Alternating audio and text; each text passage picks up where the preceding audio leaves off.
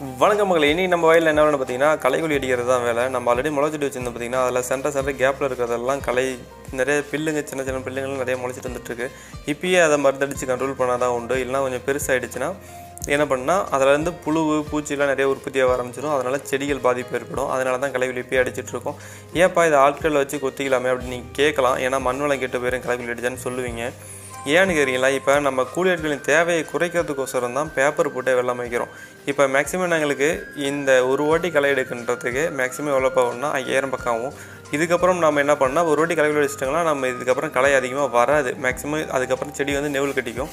ஆனால் ஆட்களை வச்சு செய்யும் போது திருப்பி எப்படி பார்த்தாலும் செடி வளர்கிறதுக்குள்ளேயே 2லேருந்து 3 வாட்டி பண்ணணும். ஒரு வாட்டி 5000 ஆனாலும் 3 வாட்டி செய்யும் போது 15000 செலவாயிடுது. நாங்கள் களைக்கொல்லி வாங்கி அடித்தது மேக்ஸிமம் 2000 தான். அந்த 2000 எங்கே 15000 எங்கே அதே கண்டிஷனில் தான் நாங்கள் களைக்கொல்லி யூஸ் பண்ணியிருக்கோம். தப்பாக இருந்தால் மன்னிச்சிக்கோங்க. தேங்க்யூ, பாய் பாய்.